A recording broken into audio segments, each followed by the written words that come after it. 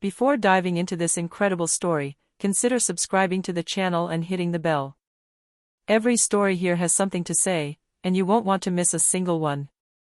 My mom has a ring like that. What the waitress reveals shocks a millionaire, and changes their destiny. In the elegant district of Soho, New York, between minimalist art galleries and designer boutiques, nestles a discreet gem that only the city's connoisseurs frequent, the silver and velvet. Black lacquered facade, embossed gold letters, doorman in white gloves. Inside, everything is understated luxury. Round tables, tablecloths in off-white, fine china plates, gilded candlesticks diffusing a warm, muted light, a grand piano gently playing jazz standards. It is in this refined setting that Emily Carter, 24, works 6 days a week as a waitress. Slender, her brown hair tied back in a neat bun, she embodies grace and discretion. Her gestures are precise, her smile light, almost melancholy. Few customers know her story. Even fewer know that she lives in a small studio apartment in the Bronx, or that she saves every tip, every cent, to pay for her care. His mother, Susan, suffering from terminal cancer. Emily never complains. She arrives before opening time, leaves after closing time, always upright, always polite. Behind this quiet strength, she hides extreme fatigue and silent grief. But she has learned to contain everything, to let nothing show. Because she has no choice. Because she is alone. That day, however, a strange energy hung in the air. The sky was grayer than usual, rain fell gently on the restaurant windows, making the lights more diffuse, almost blurry. The regulars chatted in hushed voices. The chef shouted from the kitchen with less anger. Everything seemed suspended. Around 1:45 p.m., the large glass doors opened to reveal 3 men. The one in front of them walked confidently. He wore a long, charcoal gray wool coat and a neatly knotted black scarf. His graying hair was swept back, his gaze sharp and piercing. The other 2 seemed to be standing naturally a step behind him. It was Richard Bennett, 62, a discreet but influential figure in American finance.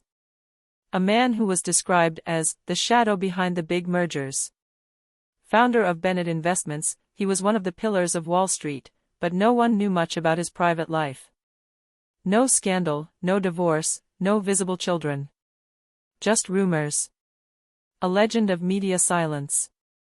That day, however, he wasn't there on business. He had requested a secluded table, out of sight. He simply wanted to have lunch in peace, with his 2 oldest associates, in a quiet place. But fate had decided otherwise. Emily, concentrating, saw the name appear on the reservation tablet. Table 9, Bennett. 3 seats. No alcohol required. Discretion advised. She picked up her notebook, adjusted her apron, took a deep breath, and walked elegantly toward their table. Her heels muffled by the thick carpet, she arrived silently next to the table, carefully placed 3 menus, then raised her head. That's when her gaze met Richard's. And everything changed. As Emily bent slightly to pour fresh water into Richard's crystal glass, she spotted a deep red glow on his hand. She paused. Her gaze instinctively fell on the ring on his right ring finger. It was an unusual piece of jewelry. Nothing like a modern ring or a simple collector's item. No. It was an antique piece, obviously valuable. A slightly patinated gold band, a deep, almost warm yellow. In the center, acelid ruby, carved in the old style, whose reflections seemed to change depending on the light. Around the stone, fine filigree engravings, like forgotten arabesques. Something intimately personal. Charged. Heavy. An imperceptible shudder ran through Emily. Her heart beating a little faster, she stood frozen for a moment, unable to take her eyes off the ring. She knew it. Or rather, she recognized it. Memories flashed back, Sunday mornings in the living room, when her mother would delicately slide the ring onto her finger before closing the navy velvet box.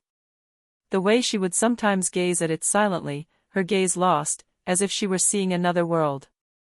A world she never spoke of. Emily, flustered, didn't think. She whispered, more to herself than to the customers. It's funny. My mom has the exact same ring. At these words, Richard abruptly raised his head. His steely gray eyes bored into Emily's with icy intensity. His face, previously relaxed, froze. His lips tightened only slightly. The space around him seemed to close in. The murmur of the room, the clinking of cutlery, the low voices, everything vanished for him in a breath. "Pardon?" he asked, his tone abruptly, almost worried. Emily took a half-step back, embarrassed by her own remark. She tried to regain her professional smile, but her voice betrayed a sudden nervousness. "The ring. It's almost an exact copy of my mother's. She says she got it from a childhood sweetheart. She's never taken it off. I think she cares about it more than anything." A heavy silence fell. Richard slowly lowered his hand, placed it on the table, and contemplated the ring as if seeing it for the first time. His jaw tightened. He breathed slower, deeper.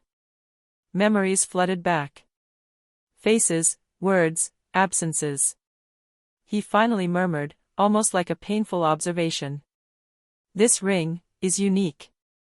He looked up at Emily, and this time his voice was trembling, barely audible.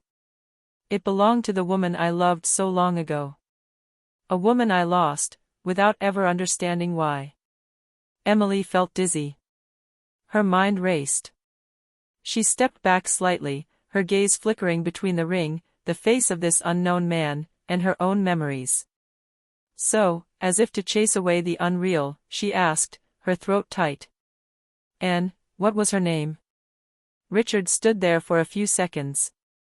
Then his voice, thick with emotion and almost broken, crossed the space between them. "Susan Matthews." And then Emily's world came crashing down. She felt the blood drain from her face. Her legs trembled. She had to lean against the table to keep from wobbling. She blinked several times, hoping she had heard wrong. But no. She whispered, in a white voice. "It's my mother's name." Their gazes remained locked, suspended in a truth that defied logic. In an invisible whisper between past and present, a door had opened, a door sealed for over 20 years. The service over, the customers gone, the lights of the silver and velvet were now dim, almost twilight. The room, usually lively, seemed frozen in an eerie calm. Emily, still in shock from the exchange earlier in the day, was absent-mindedly cleaning a table when she felt a presence behind her. It was Richard Bennett. He hadn't left the restaurant. He'd waited, sitting at the bar, a glass of water in front of him, as if he'd been holding his breath for hours. He approached quietly, his voice lower, more fragile. "Can I talk to you, now that your shift is over?" Emily nodded silently. Her heart was pounding. They sat down at an empty table near the bay window, where the rain fell gently on the city, blurring the lights of Soho. Richard took a brown leather wallet, visibly worn by the years, from the inside pocket of his jacket.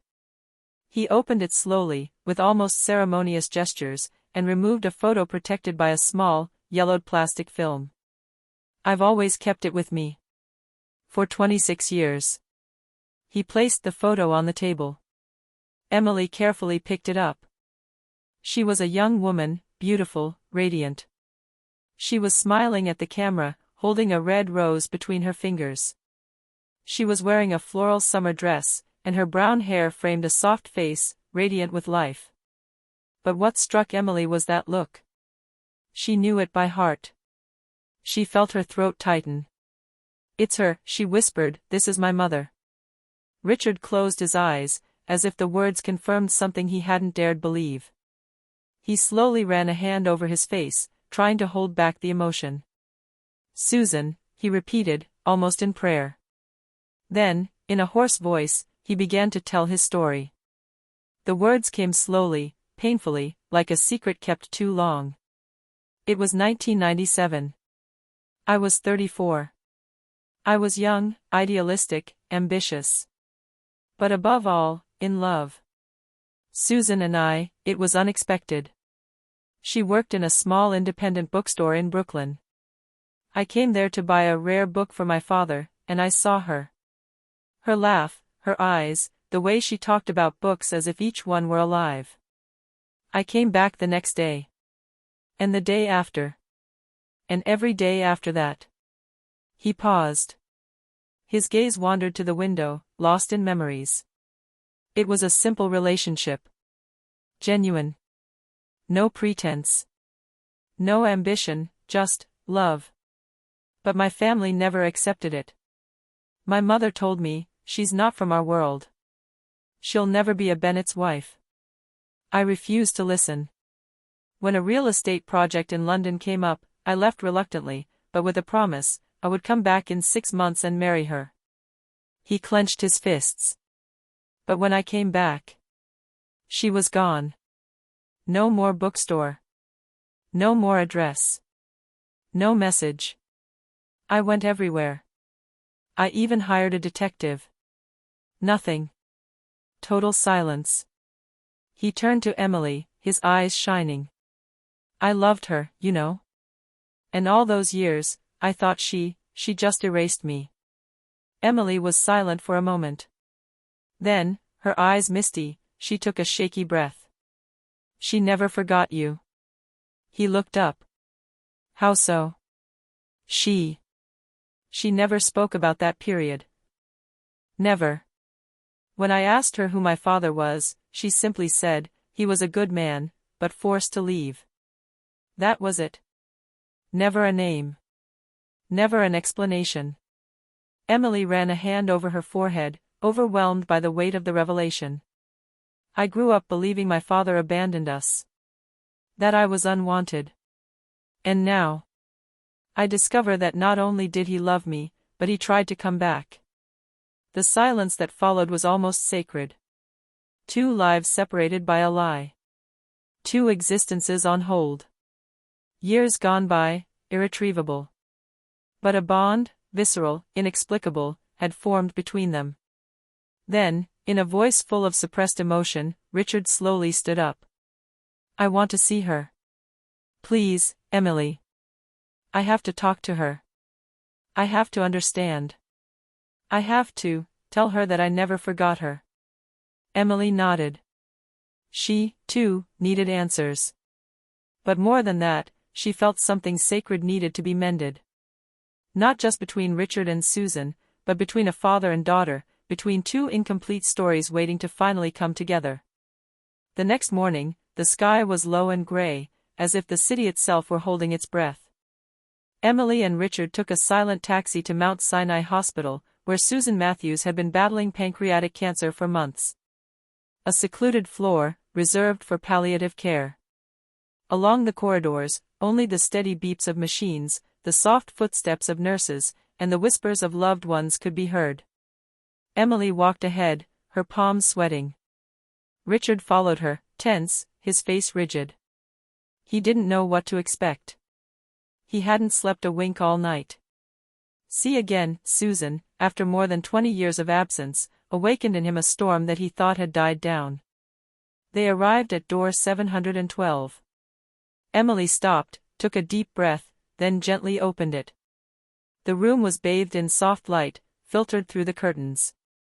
In the bed, Susan slept. She seemed fragile, almost ethereal, her skin translucent, her cheeks hollowed by illness. But despite the fatigue, she retained a certain nobility in her carriage, and in her right hand, resting on the sheet, she held a ring. The same antique gold ring, the same deep ruby, the same pattern engraved inside. The jewel she had cherished so much. The one she had refused to sell, even when money for treatments was tight. Richard felt a weight crush him. His breath caught. The world reeled. Emily walked over and placed a hand on her mother's shoulder. Mom. There's someone who wants to see you. Susan opened her eyes slowly, still blurry with sleep. She turned her head. And when she saw Richard Bennett, standing in the doorway, his heart skipped a beat. She jumped. Her lips parted in a barely audible breath. Richard. You're alive. She tried to sit up, but her strength left her immediately. Her gaze oscillated between astonishment, fear, and heartbreaking hope. Richard approached slowly. When he reached the bed, he knelt down, level with her face. His eyes were clouded with unshed tears. He took a deep breath, and his voice broke at the first question. Why? Why did you leave? Why did you leave me? Susan slowly raised her hand to her mouth. Tears streamed silently down her emaciated cheeks. She tried to speak, but no words came out. She closed her eyes, as if to find strength. Then she opened them again and spoke in a trembling, hoarse, but clear voice. I tried to find you. At first. But your mother, she swallowed. When I found out I was pregnant, I went to your house. I wanted to talk to you about it, to tell you the truth. But it was your mother who opened the door. She looked at me with a contempt I'll never forget. She said, Do you really think a Bennett is going to raise a child with a bookstore girl? Do you want to ruin his career? Susan closed her eyes, overcome by the old shame. She threatened me. She said if I didn't disappear, she would destroy your life and our daughters. She slipped an envelope full of bills into my hand and closed the door. Without another word. Richard paled. His jaw trembled. He straightened slightly, his gaze blank. Susan continued, her voice barely louder than a whisper. I stood there on the sidewalk in the rain, crying like a child. And I thought. I couldn't do this to you. I couldn't make you choose. So I left. Without a word. I moved to a new neighborhood, I raised Emily alone, with what I had. I wanted to tell you. But every time. I couldn't. I didn't want her to grow up in rejection, in chaos. I chose silence. She turned her head to Emily, then to Richard. I wore that ring every day. Because it was the only piece of you I had left. Richard could no longer hold back his tears. He took Susan's hand in his own, gently, as if it might break. You weren't alone, Susan. You never were. I spent all these years believing you'd erased me. That you'd stopped loving me. But me. I never forgot you. Not once. A heavy silence of reconciliation filled the room. Emily, tears in her eyes, gently stepped back, leaving them alone. She understood that this moment belonged to them. Two souls separated by injustice, who, finally, were reunited. Richard, still kneeling, pressed Susan's hand to his cheek, and whispered. I'm here, now. For her. For you. Until the end. And even after. Susan smiled weakly, a tear hanging in the corner of her eye. She closed her eyes, soothed, as if, finally, she could breathe. The next 3 months were both painful and precious. Susan, despite her growing body weakness, found unexpected strength in the renewed presence of Richard and her daughter Emily. Every day, she observed the fragile bond growing between them, the bridge between a broken past and an uncertain future. The days passed in a mixture of sweetness and sadness. Emily watched over her mother with infinite tenderness, while Richard, although clumsy at first, learned to be there, simply, without pretension, with a humility he didn't know he possessed. Susan smiled when she saw them laughing together, recounting memories, sharing those simple moments she had so longed for. These last few days, she felt at peace. She knew that despite the pain, she had finally accomplished what she wanted most, to reunite her daughter with the man she had loved, to give them the chance to mend what had been broken. Then, one clear spring morning, beneath a still sky, Susan died peacefully, surrounded by her 2 treasures. Her last breath was a sigh of peace. The funeral took place in a small chapel in Brooklyn, a humble place, but filled with profound dignity.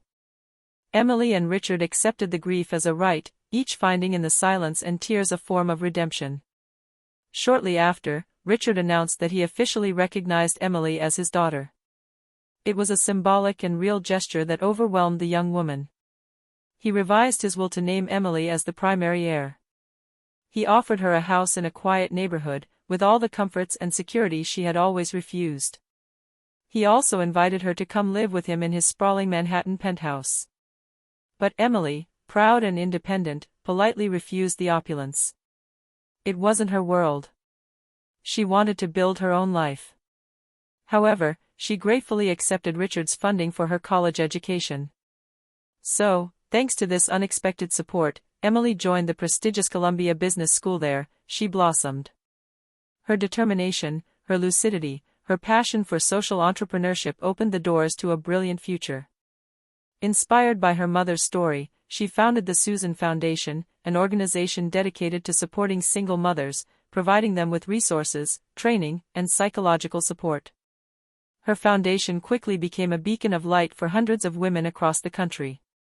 Richard, for his part, radically changed his life.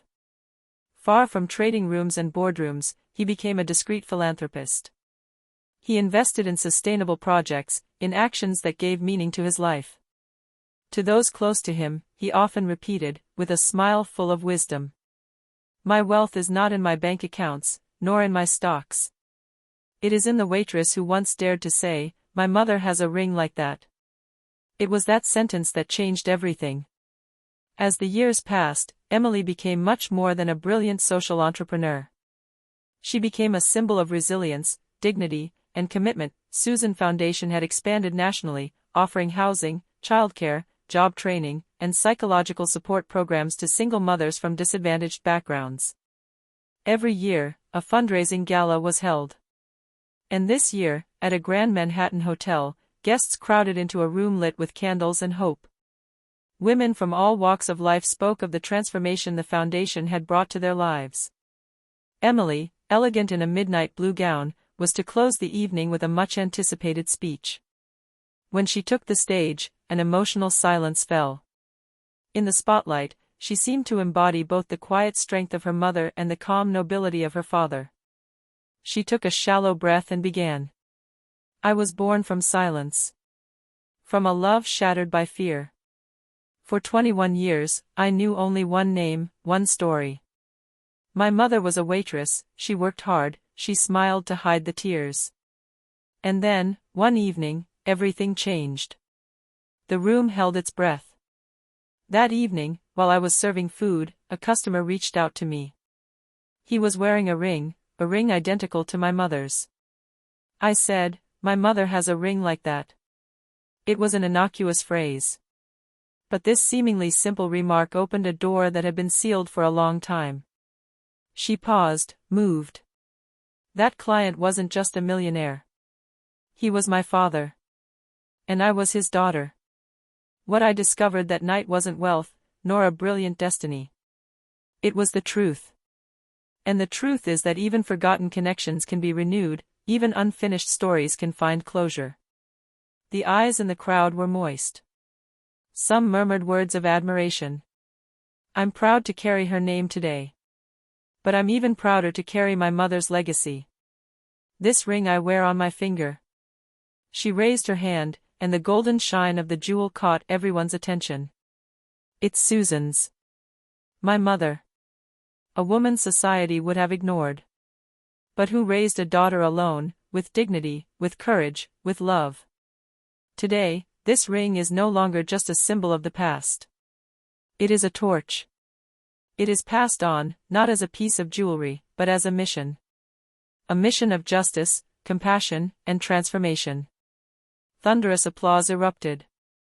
Some stood up. Others wept openly. Richard, sitting in the front row, had misty eyes. In his hand, he held a handkerchief soaked with tears, of regret, of love, but also of gratitude. That evening, Emily didn't just receive a standing ovation. She touched hundreds of hearts. And somewhere, in an invisible corner of the world, Susan's soul smiled.